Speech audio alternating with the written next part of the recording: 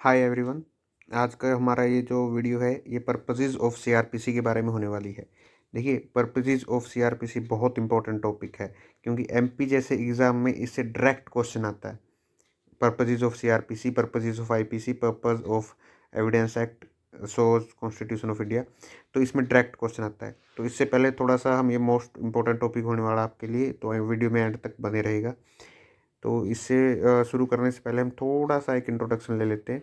जो हमारा सीआरपीसी है वो अराउंड 5 मेजर सब्जेक्ट्स में आता है, इंक्लूडिंग हमारा जो कॉन्स्टिट्यूशन ऑफ इंडिया है। तो अगर आप 100 मार्क्स का प्रीलिम्स दे रहे हैं तो उसमें से आपका जो अराउंड 10% है वो अकेला सीआरपीसी ले रहा है। Means is equal to 10 marks आपके जो हैं वो सिर्फ सीआरपीसी से आएंगे। भाई, अगर आप 100 में से 10 मार्क्स एक सब्जेक्ट आपके कैरी कर रहा है तो वो मोस्ट इंपॉर्टेंट सब्जेक्ट है आपके लिए। तो इसको हम बड़े ध्यान से देखेंगे। देखिए, आउट ऑफ 10 अगर हम इसकी ब्रेक थ्रू करें तो आपके 7 मार्क्स आएंगे थ्योरी, प्लस आपके जो रेस्ट ऑफ दी 3 मार्क्स हैं वो आपकी आएगी जजमेंट। ये जजमेंटल टेस्ट भी हो सकती है, ये जजमेंटल एंड मार्क्स भी हो सकती है। और अगर आप एग्ज़ाम को क्लियर करने की सोच रहे हैं, मैं सिर्फ सीआरपीसी की बात करूँगा, तो आपको 10 में से अराउंड 7 to 8 मार्क्स आपको लेने ही पड़ेंगे, तभी जाकर पॉसिबिलिटीज़ हैं कि आपका एग्ज़ाम क्रैक हो सकता है। अदरवाइज़ आपको अदर सब्जेक्ट में बहुत अच्छा, यानी कि कुछ सब्जेक्ट्स में तो आपको 10 आउट ऑफ 10 लेने पड़ेंगे अगर आपका इससे कम स्कोर आ रहा है तो ये चीज़ बड़े ध्यान देने वाली बात है सीआरपीसी। तो आज की लेक्चर हम स्टार्ट करते हैं, पर्पसेस ऑफ सीआरपीसी। देखिए, अब अगर हम बात करें पर्पसेस ऑफ सीआरपीसी में, तो आज के लेक्चर का हम एक बार फ्रेमवर्क देख लेते हैं। सबसे पहले हमारा आएगा कॉन्स्टिट्यूशनल एस्पेक्ट, इसके बारे में हम पढ़ेंगे। दूसरा हमारा आएगा पर्पस ऑफ सीआरपीसी। फिर हम देखेंगे कि सोशल जस्टिस क्या होता है।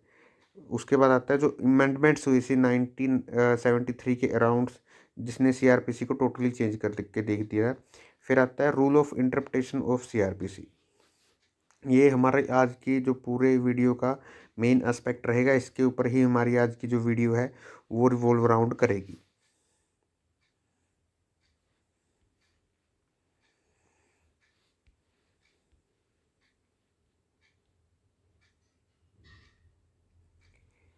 देखिए डियर फ्रेंड्स, यहाँ पर बात कर लेते हैं पर्पसेस ऑफ सीआरपीसी। देखिए क्या है, ये जो चार आपके सामने पर्पस हैं, जिसमें फर्स्ट दिया हुआ है collection of evidences. So CrPC जो है बेसिकली उसका काम क्या है कि how evidence must be collected. Second one is initiation of proceeding against the accused, कि किस तरह से अक्यूज्ड के अगेंस्ट प्रोसीडिंग चलाई जाएगी। Third one is conducting of trial, and fourth one is conducting of subsequent proceeding. ये जो चार आपके सामने दिए गए हैं ये प्रॉपर 1 मार्क है आपका।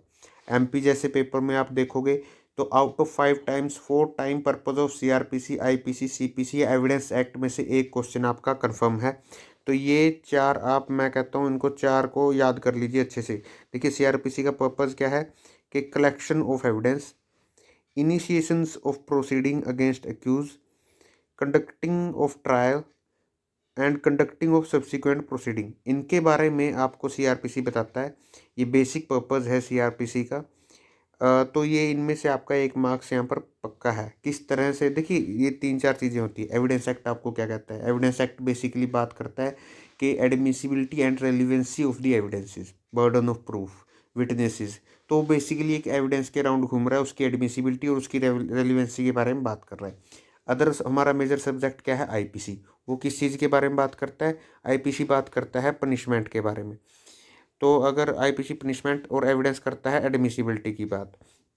तो अगर हम इनको ध्यान से देखें तो ये दोनों ही मेजर एक्ट्स हैं, और ये दोनों जब मिल जाते हैं तो सीआरपीसी आपको बताता है कि जो एडमिसिबल एविडेंस है और रेलिवेंट एविडेंस है उसको कब, कहाँ पर और वो किस तरह से ट्रायल में लाया जाएगा। मींस जो सीआरपीसी है वो आपको प्रोसीजर के बताता है एविडेंस लेने का। अदर साइड में जो आईपीसी है वो पनिशमेंट बताता है। मींस जो आईपीसी की पनिशमेंट है उसका ट्रायल किस तरह से लिया जाएगा और उसमें एविडेंस किस तरह से दिए जाएंगे, ये हमें सीआरपीसी बताता है। अगर आप इस चीज़ को पूरे को ध्यान दे रहे हैं तो आपको पता लग रहा है कि सीआरपीसी, आईपीसी और एविडेंस ये तीनों एक दूसरे पर इंटर रिलेट कर रहे हैं। इनको आप कभी भी अलग अलग नहीं पढ़ सकते हैं। अगर आप ये सोचते हैं कि एविडेंस एक अलग सब्जेक्ट है मैं उसको कर लूँगा, आईपीसी एक अलग सब्जेक्ट है मैं उसको कर लूँगा, सीआरपीसी अब अलग सब्जेक्ट है, तो मेरे भाई बहुत बड़ी गलती कर रहे हो, ऐसा बिल्कुल नहीं होगा। तो आप अपने लेक्चर पे वापस आ जाते हैं और आगे चलते हैं। देखिए बैलेंसिंग ऑफ इंटरेस्ट, ये बहुत ही मेन चीज़ आ जाती है यहाँ पे, बैलेंसिंग ऑफ इंटरेस्ट। इसमें क्या चीज़ है, सबसे पहले क्राइम अगेंस्ट सोसाइटी। ये क्या चीज़ है, देखिए क्राइम अगेंस्ट सोसाइटी का मतलब क्या है, जो सिविल में होता है इंडिविजुअल वर्सेस इंडिविजुअल, लेकिन दूसरी साइड पे जब हम क्रिमिनल की बात करते हैं तो क्या आ जाता है, सोसाइटी वर्सेस इंडिविजुअल। ये क्या चीज़ है, जो क्राइम है उसको रोंग अगेंस्ट सोसाइटी माना गया है। क्लियरली इसका मतलब क्या है, इसका मतलब ये है कि जो सीआरपीसी है वो क्राइम की डेफिनेशन क्या देती है कि रोंग अगेंस्ट सोसाइटी। तो इसमें एक तरफ सोसाइटी है और एक तरफ एक इंडिविजुअल है जिसको हम अक्यूज्ड के नाम से जानते हैं। तो उसने कुछ रोंग किया है, उस रोंग को इंडिविजुअल के अगेंस्ट ना मानकर सीआरपीसी उससे क्या कह रहा है कि वो रोंग अगेंस्ट सोसाइटी है। तो जब भी इंडिविजुअल कोई रोंग कमिट करता है तो वो सोसाइटी के इंटरेस्ट के अगेंस्ट रोंग कमिट करता है। तो ये सीआरपीसी में, जैसे सीपीसी में क्या होता है, interest of individual versus interest of individual है, यहाँ पे interest of individual versus interest of society आ जाता है। तो सोसाइटी आपके अगेंस्ट केस लड़ती है, जैसे कि आप अक्सर देखते हैं state versus this, state versus that. Civil cases में क्या होता है, this versus that, ABC versus X Y Z. तो इंडिविजुअल इंटरेस्ट होता है, यहाँ पर क्या होता है, यहाँ पर सोसाइटल इंटरेस्ट है। देखिए ये दोनों आ गए यहाँ पर, इंडिविजुअल इंटरेस्ट भी आ गया और सोसाइटल इंटरेस्ट भी आ जाता है। अब क्या आता है, बैलेंसिंग ऑफ इंटरेस्ट। ये बैलेंसिंग ऑफ इंटरेस्ट क्या है, देखिए dear friends, balancing of interest क्या है कि जो सोसाइटल इंटरेस्ट है उसको आपको डिफेंड करना है। सोसाइटल इंटरेस्ट को आपको डिफेंड करना है, वर्सेस में क्या है, एक अक्यूज्ड पर्सन है तो उसको भी आपको डिफेंड करना है। इसका मतलब क्या है, इसका मतलब ये है मेरे भाई कि जब तक अगले इंसान की गिल्ट प्रूव नहीं हो जाती, जब तक उसकी गिल्ट प्रूव नहीं हो जाती तो वो गिल्टी नहीं है, इज़ नॉट गिल्टी। तो उसके भी कुछ सेफगार्ड्स हैं, कुछ राइट्स हैं, जैसे कि बेल आ जाता है, ये उन्हीं राइट्स में से है। तो जब तक वो गिल्टी, उसकी गिल्ट प्रूव नहीं होता था एविडेंस के थ्रू, तब तक वो इनोसेंट पर्सन है और उसके सर्टेन राइट हैं जिनको भी डिफेंड करना है। आपको सिर्फ सोसाइटी को डिफेंड नहीं करना है, एक पर्सन के राइट्स को भी आपको डिफेंड करना है। आपको दोनों को बीच में बैलेंस बनाकर चलना है। अब एक इंटरेस्टिंग सा सवाल आ जाता है यहाँ पर। सपोज करो व्हाट इफ एक सिचुएशन पे जाके आपको सोसाइटल इंटरेस्ट और इंडिविजुअल इंटरेस्ट के बीच में से चूज करना पड़ गया, तो भाई जो सोसाइटल इंटरेस्ट है वो प्रिवेल करेगा इंडिविजुअल इंटरेस्ट के ऊपर। It is same as IPC, जहाँ पर कहा गया है कि आप एक ग्रेटर हार्म को रोकने के लिए आपको जो शॉर्टर हार्म है वो अलाउड है। तो ये चीज़ सेम एज आईपीसी है कि जब दोनों में से चूज करना पड़ा तो सोसाइटल इंटरेस्ट को ही चूज किया जाएगा ओवर इंडिविजुअल इंटरेस्ट। देखिए अगली चीज़ आ जाती है जजमेंट्स इम्पैक्ट ऑन सीआरपीसी। यहाँ पर देखिए क्लियर सी चीज़ आपको बताता हूँ मैं। जो केशवनंद भारती केस था उसमें क्या, किस बात की बात की गई थी, उसमें बात की गई थी बेसिक स्ट्रक्चर की। और जो मेनका गांधी की जजमेंट थी उसमें क्या था, मेनका गांधी की जजमेंट बात करती है प्रोसीजर इस्टेब्लिश बाय लॉ।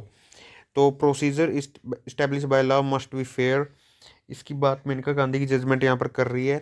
तो जब ये प्रोसीजर इस्टेब्लिश बाय लॉ और रूल ऑफ लॉ के बीच में कन्फ्लिक्ट हुआ तो सीआरपीसी वो सबसे ज़्यादा one of the most impacted उस टाइम पे एक्ट था, क्योंकि सीआरपीसी जो था वो प्रोसीजर की बात करता है। और जब प्रोसीजर फेयर एंड रीजनेबल और जस्ट होना चाहिए उसकी बात हुई तो टोटली सबसे ज़्यादा जो अमेंडमेंट्स थी सीआरपीसी में की गई थी। जो थर्ड हमारी बात आती है यहाँ पर डीके बसु। देखिए डीके बसु की ऐसी एक गाइडलाइंस थी जो DK Basu versus state of West Bengal judgment में आई थी। इसमें सुप्रीम कोर्ट ने अरेस्ट के रिगार्डिंग, डिटेंशन के रिगार्डिंग जो थी गाइडलाइंस पेश की थी, जैसे कि 24 आवर्स में आपको अरेस्टेड पर्सन को मजिस्ट्रेट के सामने पेश करना पड़ेगा। जो 167 बेल थी एंड अदर लाइक जो अरेस्ट करता है पर्सन उसकी नेम प्लेट होनी चाहिए, आप यूनिफॉर्म में ही आएंगे, आप नाइट में सूरज ढलने के बाद लेडीज़ को रेस्ट नहीं कर सकते। प्लस आपको अपने किसी भी नियर डियर रिलेटिव को इन्फॉर्म करने का राइट होगा, एंड लाइक दैट के आपको काउंसल इंगेज करने का होगा। ये सब जो थे वो डी के बसु की जजमेंट में ही आए थे। देखिए, इन इन जजमेंट्स के बाद प्रॉपर तौर पर जो सीआरपीसी था, सीआरपीसी 1973 में आया, क्योंकि केशवानंद भारती, मेनका गांधी, डी के बसु, ये ऐसी जजमेंट्स थी जिन्होंने सीआरपीसी का टोटल जो फ्रेमवर्क था उसको चेंज कर दिया गया था। सीआरपीसी और कॉन्स्टिट्यूशन ऐसे दो ही लॉ हैं इंडिया में जो एवर इवॉल्विंग लॉ हैं, जिनमें सबसे ज़्यादा चेंजेस आए हैं। और उन चेंजेस की बेसिक जो मेनका गांधी जजमेंट और केशवानंद भारती जजमेंट है, इन दोनों ने तो ये one of the landmark judgment है कॉन्स्टिट्यूशन ऑफ इंडिया की ही, जिन्होंने आर्टिकल 14 और आर्टिकल 19 बेसिकली, जो केशवानंद भारती है आर्टिकल 14, आर्टिकल 19 और 21 की बात करता है, जबकि मेनका गांधी जो जजमेंट है वो डायरेक्टली आर्टिकल 21 से ही लिंक कर रही है। तो इन्होंने सीआरपीसी में मेजर चेंजेस लाए हैं। और लेटेस्टली जो 2013 के अराउंड अमेंडमेंट हुए थे, वो जो दिल्ली रेप केस था निर्भया, उसके बाद ये चेंजेस, ड्रास्टिक चेंजेस भी किए गए हैं, दोबारा फिर से अमेंडमेंट्स हुई हैं जिसमें बहुत सारी चेंजेस लाए गए हैं। लेटर ऑन इसमें हम बात करें तो एक आए थे, चेंजेस आए हैं अराउंड 2017, लेकिन वो सीआरपीसी में नहीं, आईपीसी में आए हैं। जैसे नवतेज सिंह जौहर जजमेंट हो गई, अडल्ट्री की जजमेंट हो गई, 377 हो गया। ये ऐसी independent force versus union of India, ये ऐसी जजमेंट्स थी जो आईपीसी में मेजर चेंजेस आए हैं 2070 के इवॉल्विंग अराउंड। और जो सीआरपीसी में मेजर चेंजेस आए हैं 2030 के अराउंड अमेंडमेंट्स हुई हैं दोनों एक्ट्स में। और मेजर चेंजेस, मेजर की बात करते हैं कि एक बड़े लेवल पे चेंजेस आए हैं।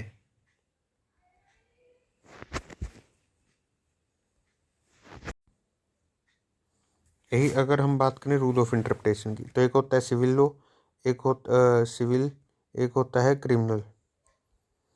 जो सिविल लॉ है उसमें क्या होता है, individual right versus individual right होता है। जो क्रिमिनल लॉ होता है उसमें क्या होता है, individual right versus societal right conflict में होता है।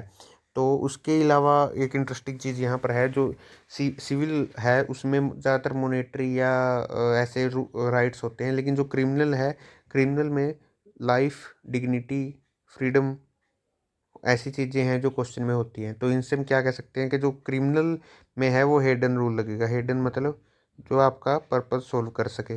और जो सिविल है उसमें प्रोसीजरल, सॉरी, जो सिविल है उसमें आपका क्या लगेगा, सिविल लॉ में आपका स्ट्रिक्ट इंटरप्रिटेशन लगेगी।